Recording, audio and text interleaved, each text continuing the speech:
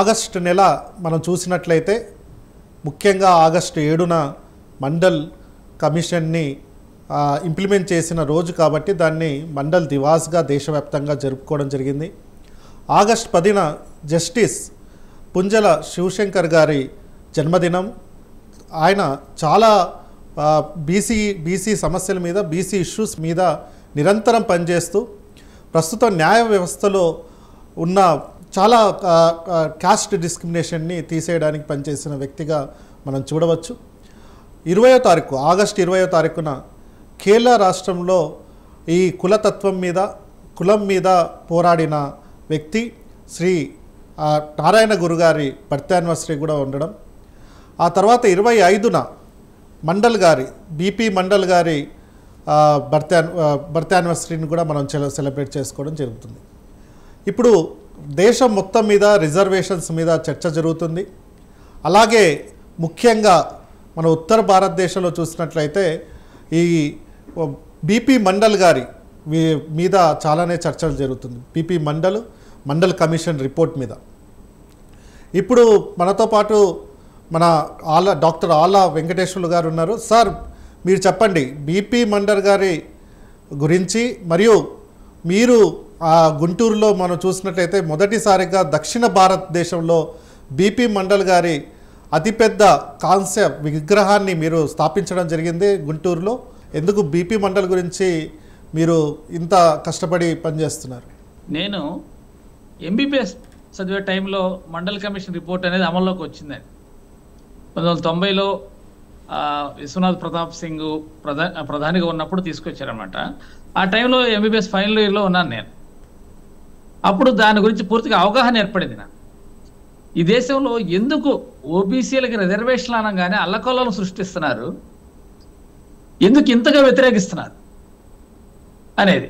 అంటే సగం జనాభా ఉన్నటువంటి ఓబీసీల యొక్క హక్కుల్ని ఇవ్వటానికి ఇక్కడ ఉన్నట్లు ఏ ఒక్క రాజకీయ పార్టీ కూడా మనస్ఫూర్తిగా దానికి మద్దతు ఇవ్వాలనే ఆలోచన ఎవరికీ లేదండి. కాబట్టి దాన్ని ప్రధానంగా అది మన హక్కులను ఏదైతే ప్రసాదిస్తుందో దాన్ని వాళ్ళు ఇంప్లిమెంట్ చేయడానికి పూర్తిగా వ్యతిరేకిస్తున్నారు. ఆ రోజు ప్రధాన పార్టీలు అయినటువంటి బీజేపీ కానివ్వండి, ఆ రోజు కాంగ్రెస్ కూడా దాన్ని తీవ్రంగా వ్యతిరేకించినటువంటి పరిస్థితి మనందరికీ తెలుసు. కాబట్టి దాన్ని మనం ఎట్టి పరిస్థితుల్లో, అది మన హక్కుల కోసం ఉన్నటువంటి కమిషన్ కాబట్టి దాన్ని మనం సపోర్ట్ చేయాలి. అందులో ఉన్నటువంటి సిఫార్సులు అన్నిటిని కూడా అమలు చేసే విధంగా మన జీవితాంతం కూడా దాన్ని కృషి చేయాలని చెప్పేసి అది ఒక లక్ష్యంగా నేను పనిచేయటం జరుగుతుందండి. దానికోసమే అసలు ఇక్కడ దక్షిణ భారతదేశంలో మన ప్రాంతాల్లో బీపీ మండల్ అంటే ఎవరో తెలియని పరిస్థితి ఉన్నది ఆ రోజు. కాబట్టి ఆయన యొక్క విగ్రహాన్ని మనం పెట్టినైతే అప్పుడు వారి యొక్క ఏ కృషి చేశారు బీసీల కోసం, వారి సిఫార్సులు ఏంటి, కాబట్టి ఈ ప్రభుత్వాలు ఎంతవరకు వాటిని అమలు చేస్తున్నాయి అనే ఒక అవగాహన కలుగుతుంది దక్షిణ భారతదేశంలో అనే ప్రధానమైనటువంటి కారణంగా తీసుకొని నేను ఆ రోజు విగ్రహం స్థాపించడం జరిగిందండి. దానికి మీ అందరికీ తెలుసు, మరి ద్రవిడ కజిగం అధినేత అయినటువంటి వీరమణి గారు ఆయన స్వహస్తాలతోటి దాన్ని ప్రారంభించడం జరిగింది. ఆ తర్వాత దేశవ్యాప్తంగా ఉన్నటువంటి అనేక మంది దళిత బహుజన నాయకుల, వెనుకబడి తరగతి నాయకులందరూ కూడా దానికి చేయడం జరిగింది.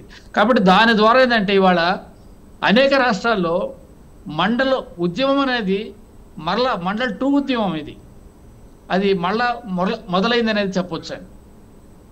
ఒకప్పుడు ఈ మండల్ జయంతి కానివ్వండి, మండల్ డేని కానివ్వండి, మండల వర్ధంతులు కానివ్వండి పెద్దగా ఎవరు స్పందించేవాళ్ళు కాదు. అట్లాంటిది ఇవాళ ప్రతిదీ కూడా దేశవ్యాప్తంగా కూడా మరలా మండల్ అనేది ప్రముఖంగా వెలుగులోకి వచ్చింది, ఆ చర్చలోకి వస్తుంది. అది నిరంతరం ఉంటుంది అనమాట. సామాజిక న్యాయం కోసం ఎవరైతే పాటుపడతారో వాళ్ళందరూ కూడా మండల్ని మనం గుర్తు చేసుకోవాల్సిన అవసరం ఉంది. దానికోసమే ఇక్కడ ఈ విగ్రహం అనేది స్థాపించడం జరిగిందండి. ఓకే సార్, మీరు చూశారు, మీరు చెప్తున్నారు విద్యార్థి దశ నుంచి, అంటే నియర్లీ 1990 నుంచి కూడా మీరు ఈ కమిషన్ మీద ఉండడము, యాంటీ మండల్ మూమెంట్స్లో మీరు చూస్తుంటారు ఎలా రెండు ఒకే విధంగా జరిగింది, కమండల్ మూమెంట్ అని. కానీ సార్, మనకు 1979లో రిపోర్టుని మన కమిషన్ని ఫామ్ చేస్తే, సెకండ్ బ్యాక్వర్డ్ క్లాసెస్ కమిషన్ని 1980లోనే డిసెంబర్లో రికమెండేషన్స్ని సబ్మిట్ చేస్తే 10 ఏళ్ళు పార్లమెంట్ అంటే వాళ్ళు గవర్నమెంట్ దగ్గర పెట్టుకోవడం జరిగింది. అంటే 1980 నుంచి 1990 వరకు. 1990లో మళ్ళీ విపి సింగ్ గారు ఆగస్టు 7, 1990లో విపి సింగ్ గారు దాన్ని పార్లమెంట్లో పెట్టడము, అలాగే రిజర్వేషన్స్ని ఇవ్వడము జరిగింది. దానికి మళ్ళీ వ్యతిరేకంగా కోర్టులలో కేసులు వేసుకోవడం, ఇందిరాషాని కేసులో మళ్ళీ జడ్జిమెంట్ రావడం. 1993లో మనం చూసినట్లయితే ఎంప్లాయ్మెంట్లో రిజర్వేషన్స్ రావడం, మళ్ళీ మా యూనివర్సిటీస్లో సెంట్రల్ యూనివర్సిటీస్లో వచ్చేసరికి 2006 వరకు కూడా వేచి చూడడం. ఆ తర్వాత కూడా మళ్ళీ మీరు పోరాడారు, ఆల్ ఇండియా కోటాలో రిజర్వేషన్స్ లేదు మెడికల్ కాలేజెస్లో, ఎంబీబీఎస్, ఎంఎస్, ఎండి కాలేజెస్లో కూడా మీరు అనేక కోర్టుల్లో, హైకోర్టు నుంచి మీరు సుప్రీంకోర్టు వరకు కూడా పోరాడుతున్నారు ఈ విషయంపై. ఇప్పటికి కూడా చాలా వరకు మనం మన సీట్స్ కానివ్వండి, లేకపోతే ఎంప్లాయ్మెంట్లో కానీ మనకు ఫిల్ అవ్వని దాఖలాలు మనం చూడొచ్చు. చాలా డేటా కూడా వస్తుంది మీకు తెలిసినట్టే. సో దీని రిలేటెడ్గా మీరు అప్పటి విద్యార్థి దశ నుంచి ఇప్పుడు విద్యార్థుల కోసం పోరాడుతున్న దశకు వచ్చారు. అయినా కూడా ఇంకా ఈ క్యాస్ట్ డిస్క్రిమినేషన్ అనేది మనం ఇంకా చూస్తూ ఉన్నాం. దీనికి కారణాలు ఏమంటారు సార్? బేసిక్గా ఏంటంటే ఇక్కడ ఉన్నటువంటి ఏదైతే పాలక పార్టీలు ఉన్నాయో దాదాపు కూడా అంటే మనకు ఆధిపత్య కులాల చేతిలోనే ఉన్నాయండి.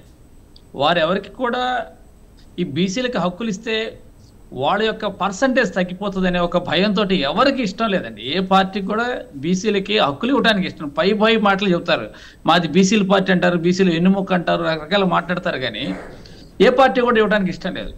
ఎప్పుడైతే ఒక పార్టీ సంపూర్ణమైన అధికారంలోకి వస్తుందో వాళ్ళు మరీ తక్కువ వేస్తున్నారు మనల్ని. ఒక కోయలేషన్ గవర్నమెంట్ ఉన్నప్పుడే మనకు బెటర్గా ఉంటుందండి, మన హక్కులు డిమాండ్ చేయగలుగుతాం. కానీ అబ్సల్యూట్ మెజార్టీ ఉన్నప్పుడైతే ఆ పార్టీలు ఎవరు కూడా మన డిమాండ్స్ పట్టించుకునే పరిస్థితులు లేవండి.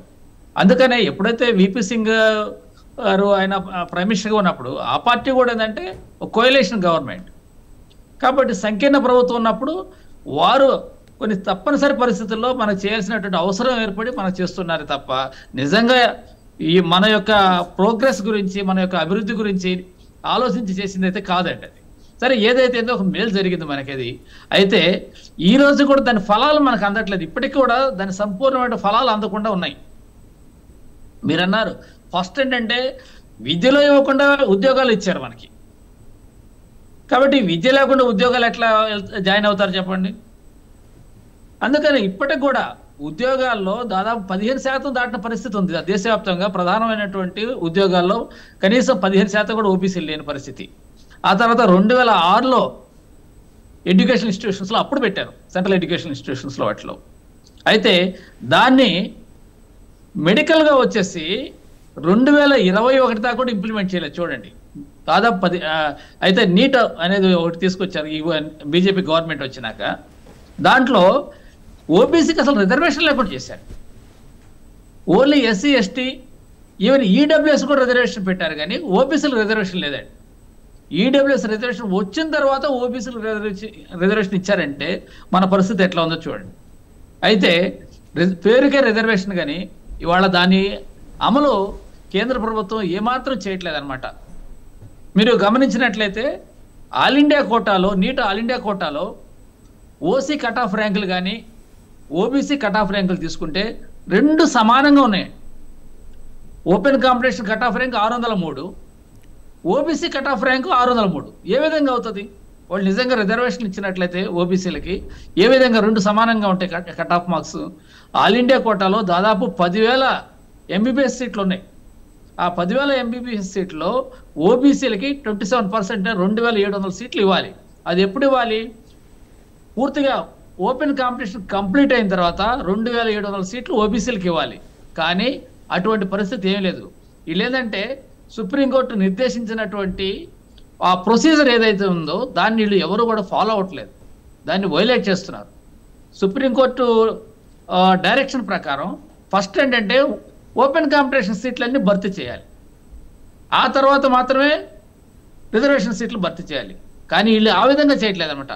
సైమల్టేనియస్గా ఓసీ బీసీ ఇవన్నీ కూడా సైమల్టేనియస్గా చేసేస్తున్నారు. కాబట్టి ఓసీని తీసుకెళ్లి ఓసీ సీట్లో కూర్చోబెడుతున్నాడు, బీసీని తీసుకెళ్లి బీసీ సీట్లో కూర్చోబెడుతున్నాడు. ఆ విధంగా చేయటం వల్ల 2 కట్ ఆఫ్ మార్కులు కూడా సమానంగా ఉంటున్నాయి. కాబట్టి వీళ్ళు పూర్తిగా ఆ సుప్రీంకోర్టు ఇచ్చిన గైడ్ లైన్స్ వైలేట్ చేయటం వల్ల మనం సాధించుకున్న ఆ రిజర్వేషన్ అని పేరుకే ఇవాళ నీట్లో రిజర్వేషన్ ఓబీసీలకి, కానీ దానివల్ల 1% కూడా మనకి అడ్వాంటేజ్ లేదనేది చెప్పొచ్చు. దీని గురించి కూడా సుప్రీంకోర్టులో కేసులు వేస్తే అక్కడ ఉన్నటువంటి జడ్జెస్ ఏంటంటే ఈ బీసీ రిజర్వేషన్లు వీటి గురించి మాట్లాడడానికి వాళ్ళకి ఏమాత్రం ఇష్టం లేక, దాని మీద తీర్పు ఇవ్వడానికి కూడా ఇష్టం లేక ఇంకా పెండింగ్లో పెట్టేసి దాని మీద ఎటువంటి జడ్జిమెంట్ ఇవ్వకుండా వాయిదాలు ఇస్తూ ఉన్నారండి. ఇది పరిస్థితి ఈరోజు బీసీల పరిస్థితి. అయితే ఈ సమస్యలు ఏంటంటే కొద్దిమందికి అర్థమవుతున్నాయండి, ఎక్కువ మందికి తెలియదు. దాదాపు మన రాజకీయ నాయకులకి ఏంటంటే అసలు తెలియని పరిస్థితిలో ఉంది. కాబట్టి దాని తర్వాత మన రాజకీయ నాయకుల దృష్టికి తీసుకెళ్ళి ఇవి రాజకీయ పోరాటంగా, ప్రజా పోరాటాలుగా మారిస్తేనే ఆ ఫలితాలు మనకు దక్కుతాయి తప్ప అది లేనంత కాలం ఈ న్యాయస్థానాలు ఎప్పుడు కూడా మనకి న్యాయం చేసే పరిస్థితులు అయితే లేవండి. Okay sir.